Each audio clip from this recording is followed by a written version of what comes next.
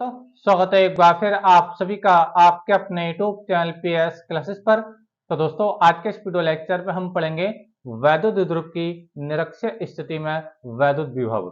जी दोस्तों आज के इस वीडियो लेक्चर में हम जानेंगे कि वैद्युत द्विध्रुव की निरक्षीय स्थिति में वैद्युत विभव का व्यंजक किस प्रकार ज्ञात किया जाता है और उसका मान कितना आता है। दोस्तों आप लोगों को बताते चलें कि इससे पिछले वीडियो लेक्चर में हमने आपको पढ़ाया था वैद्युत द्विध्रुव की अक्षीय स्थिति में वैद्युत विभव। तो जिन दोस्तों ने पिछला वीडियो लेक्चर नहीं देखा है यानी वैद्युत द्विध्रुव की अक्षीय स्थिति में वैद्युत विभव कैसे निकाला जाता है, अगर वो नहीं देखा है तो वो पिछले वीडियो लेक्चर देख सकते हैं। उसमें हमने पढ़ाया वैद्युत द्विध्रुव की अक्षीय स्थिति में वैद्युत विभव। ठीक है, तो आज का हमारा टॉपिक है वैद्युत द्विध्रुव की निरक्षीय स्थिति में वैद्युत विभव। तो चलिए स्टार्ट करते हैं। तो देखिए दोस्तों जैसे का स्क्रीन पर देख पा रहे होंगे हमने हेडिंग लगा रखा है वैद्युत द्विध्रुव की निरक्षीय स्थिति में वैद्युत विभव। देखिए बच्चों इस डेरिवेशन को सॉल्व करने के लिए हमें एक छोटा सा डायग्राम बनाना पड़ता है। पहले डायग्राम को बना लेते हैं फिर इसको सॉल्यूशन को समझेंगे। तो देखिए सबसे पहले हमें क्या बनाना होगा बच्चों, हमें एक वैद्युत द्विध्रुव यानी इलेक्ट्रिक डाइपोल बनाना होगा। तो चलिए देखिए डायग्राम बनाते हैं। इससे रिलेटिव क्या डायग्राम है देखिए, मान लीजिए बच्चों ये एक इलेक्ट्रिक डाइपोल है यानी वैद्युत द्विध्रुव है। तो ये इसका ए सिरा है, मान लीजिए ये इसका बी सिरा है। ठीक है, अब देखिए द्विध्रुव की बच्चों ये विशेषता होती है कि इसमें दो आवेश होते हैं और वो आवेश होते हैं परिमाण में एक दूसरे के बराबर होते हैं लेकिन नेचर एक दूसरे का अपोजिट होता है। यानी कहने का मतलब ये है कि एक सिरे पर होगा बच्चों प्लस क्यू आवेश और दूसरे सिरे पर होगा ये माइनस क्यू आवेश। ठीक है, समझ में ना। तो अब देखिए वैद्युत द्विध्रुव में जो आवेशों के जो बीच की दूरी होती है वो क्या होती है बच्चों, 2L होती है। कितनी होती है, 2L। मान लीजिए ये वैद्युत ध्रुव का बच्चों मध्य बिंदु है, ये वैद्युत ध्रुव का मध्य बिंदु O है और बीच की दूरी कितनी होती है बच्चों, 2L होती है। ये बात याद रखें, वैद्युत द्विध्रुव के जो आवेशों के बीच की दूरी होती है बच्चों वो क्या होती है, 2L होती है। लेकिन इस 2L को बच्चों हम कैसे लिखेंगे, तो इस 2L को बच्चों मान लीजिए इसका मध्य बिंदु O है तो एक L बच्चों हम इधर को बना लेंगे यानी O B से लेकर होता है एक L हो जाएगा और एक L बच्चों ये इधर को हो जाएगा। ठीक है, तो कुल मिलाकर देखो दोनों आवेशों के बीच की दूरी क्या होगी बच्चों, 2L। तो ये क्या है, एक इलेक्ट्रिक डाइपोल है ना। तो मैं क्या बता रहा था आप लोगों को कि वैद्युत द्विध्रुव एक ऐसा निकाय होता है जिसमें दो आवेश होते हैं, एक प्लस का होता है दूसरा माइनस का होता है। इनका परिमाण बराबर होता है लेकिन इनकी प्रकृति अलग अलग। अलग अलग मतलब एक प्लस का दूसरा माइनस का। ठीक है, तो आज हम पढ़ना है इसकी निरक्षीय स्थिति में वैद्युत विभव। निरक्षीय स्थिति देखिए क्या होती है, मान लीजिए बच्चों ये एक वैद्युत द्विध्रुव है। ठीक है, अब देखिए अगर मैं इसकी अक्ष के लंबत कहीं विभव निकालूं, इसकी अक्ष के लंबत अगर कहीं भी विभव निकालते हैं, ठीक है, चाहे आप ऊपर को निकाल लीजिए चाहे आप नीचे को निकाल लीजिए, तो इसकी निरक्षीय स्थिति कहलाती है। लेकिन अक्षीय स्थिति क्या होती है, जो मैंने पिछले वीडियो लेक्चर में आप लोगों को पढ़ाया था, अगर हम इसकी अक्ष के किसी बिंदु पर विभव निकालेंगे, इसकी अक्ष के किसी बिंदु पर विभव निकालेंगे, ठीक है, तो वो वैद्युत की अक्षीय स्थिति कहलाती है। तो आज हम अक्षीय स्थिति नहीं पढ़ने जा रहे हैं, तो हमने पिछले वीडियो लेक्चर में पढ़ा दिया। आज हम पढ़ा रहे हैं वैद्युत की निरक्षीय स्थिति में, ठीक है, वैद्युत विभव। तो चलिए हम मान के ये चल रहे हैं बच्चों कि इसके मध्य बिंदु O से यानी AB के मध्य बिंदु O से R दूरी पर बच्चों, कितनी दूरी पर, R दूरी पर। मान लीजिए यहाँ पर कोई बिंदु P है, ये डिस्टेंस कितनी बच्चों, ये R डिस्टेंस है। ठीक है, यहाँ मान लीजिए कोई बिंदु P है यानी O से लेकर P तक की जो दूरी है वो क्या बच्चों, R है। ठीक है, अब हमें बिंदु P पर हमें क्या बताना है बच्चों, विभव बताना है कि बिंदु P पर विभव कितना होगा। ठीक है, अब देखिए जब हम प्लस क्यू आवेश से बिंदु P पर जब विभव निकालेंगे तो हमें प्लस क्यू आवेश से बिंदु P की दूरी पता होना चाहिए, ये दूरी कितनी है। समझ में आ रहा आप लोगों को मेरी बात, क्योंकि जो विभव का जो फार्मूला होता है बच्चों वो होता है 1/4πε0 Q अपॉन R के बराबर होता है, जहाँ R क्या बच्चों, आवेश से उस बिंदु की दूरी जहां पर हम विभव निकालना चाहते हैं। यानी जब हम प्लस आवेश से जब यहाँ बिंदु P पर विभव निकालेंगे तो हमें ये डिस्टेंस पता होना चाहिए कि इससे ये डिस्टेंस कितनी है, और इसी प्रकार बच्चों में ये भी डिस्टेंस पता होना चाहिए कि माइनस के आवेश से बिंदु P की दूरी कितनी है, क्योंकि हम इससे विभव निकालेंगे माइनस आवेश से। ठीक है, तो चलिए देखिए मैं इसकी रचना कर लेता हूँ, मैं यहाँ पे इसको मिला देता हूँ। तो ये वो दूरी आ गई बच्चों। अब देखिए दूरी आई कितनी है, दूरी होगी कितनी, देखिए ये एक बच्चों एक राइट एंगल ट्रायंगल है, एक समकोण त्रिभुज है। ठीक है, जिसका ये 90 का एंगल है। ठीक है, और ये मान लीजिए थीटा है। ठीक है, तो देखो ये क्या होगा, देखिए इसका लंब होगा यानी जो P से लेकर O तक की वजह ये लंब है, ये क्या बच्चों आधार है। तो कर्ण कितना आएगा, पाइथागोरस थ्योरम लगाएंगे तो आधार का स्क्वायर प्लस लंब का स्क्वायर ये लगाते हैं। ठीक है, तो कर्ण का जब स्क्वायर आएगा तो बच्चों ये जो वैल्यू आएगी कर्ण की, ये आएगी बच्चों आपका पाइथागोरस थ्योरम से है ना, ये आएगी R square plus L square. ठीक है, यानी जब इसके अंदर पाइथागोरस थ्योरम में अप्लाई करेंगे, कर्ण का स्क्वायर बराबर यानी P A का स्क्वायर बराबर आधार का स्क्वायर प्लस लंब का स्क्वायर करेंगे, तो आधार और लंब आपको पता है R और L है। समझ में आप लोगों को मेरी बात।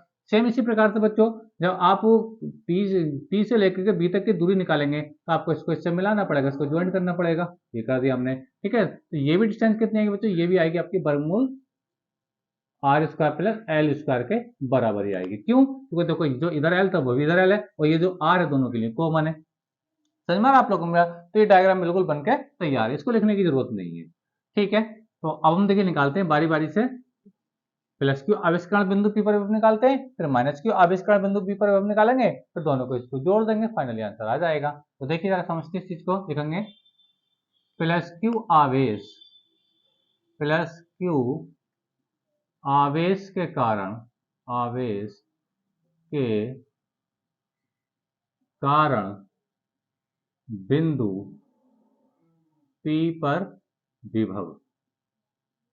ठीक है, तो इसको मैं B1 नाम दे देता हूं, तो B1 बराबर हो जाएगा 1/4 pi epsilon not plus Q upon, क्या होता है R होता है, लेकिन बच्चों प्लस क्यू से इस P की दूरी वो कितनी, वर्गमूल R square plus L square है, तो ये दूरी को ऐसे लिखना पड़ेगा R square plus L square. ठीक है, तो ये आ गया बच्चों B1। इसी प्रकार बच्चों माइनस की आवेश से, माइनस की आवेश से बिंदु P पर विभव निकालेंगे, तो देखिए लिखते हैं इस चीज को, लिखेंगे माइनस क्यू आवेश के कारण, माइनस क्यू आवेश के कारण बिंदु, बिंदु P पर विभव। ठीक है, तो देखिए इसको हम V2 नाम दे देते हैं, तो ये होगा फार्मूला 1 अपॉन, ये तो कांस्टेंट वैल्यू होती है, 1/4 pi epsilon not minus Q upon, अब देखिए क्या होता है R होता है, लेकिन माइनस क्यू आवेश से बिंदु P की दूरी कितनी, यही सेम है बिल्कुल, ये दूरी है बच्चों R square plus L square, ये पाइथागोरस थ्योरम से निकल जाएगी, दोनों तरफ में लगाओगे तो आप लोग। ठीक है, अच्छा अब लिखेंगे देखिए अतः बिंदु P पर परिणामी विभव, लिखेंगे अतः, अतः बिंदु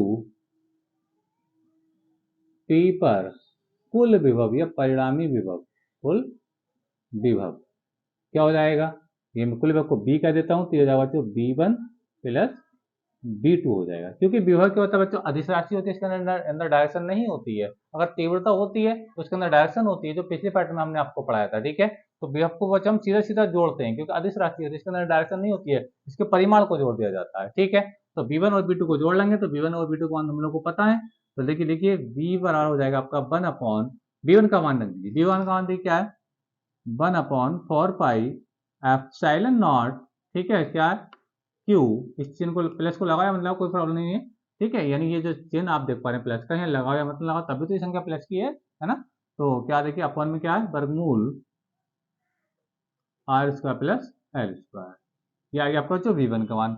अब देखिए प्लस, ठीक है ये वाला, अब B2, अब B2 का मान क्या है 1/4 pi epsilon not minus Q, तो देखो ये जो माइनस है ना, इस माइनस की वजह से ये प्लस, ये वाला जो प्लस है क्या हो जाएगा माइनस हो जाएगा, क्यों प्लस माइनस माइनस हो जाएंगे, यहाँ पे एक लाइन हम कम कर देंगे, आपको अच्छा लगेगा। और देखिए समझ में आ रहा है, यानी देखो आपके यहाँ पे जो प्लस है और ये B2 के मान में जो आ रहा है ये माइनस आ रहा है, माइनस की तो माइनस प्लस हो जाएगा, ये माइनस हो जाएगा।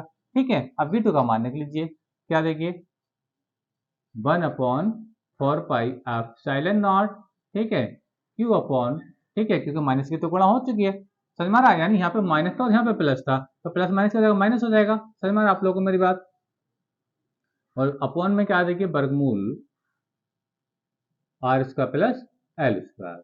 ठीक है, अब ध्यान से देखो बच्चों, जो B1 और B2 के मान थे बिल्कुल बराबर है, देखो बिल्कुल बराबर माने सेम माने, अब ये वाला वैल्यू क्या प्लस का, ये वाला वैल्यू क्या बच्चों माइनस का है, तो ये सीधा सीधा क्या हो जाएगा बच्चों कैंसिल आउट हो जाएगा, यानी पूरा टर्म्स वाले टर्म से क्या हो जाएगा कैंसिल आउट हो जाएगा। ठीक है, तो फाइनली जो आंसर आएगा बच्चों, फाइनली जो आंसर आएगा वो आएगा V बराबर कितना आएगा 0 आएगा, V बराबर क्या आएगा बच्चों 0 आएगा, 0 वोल्ट।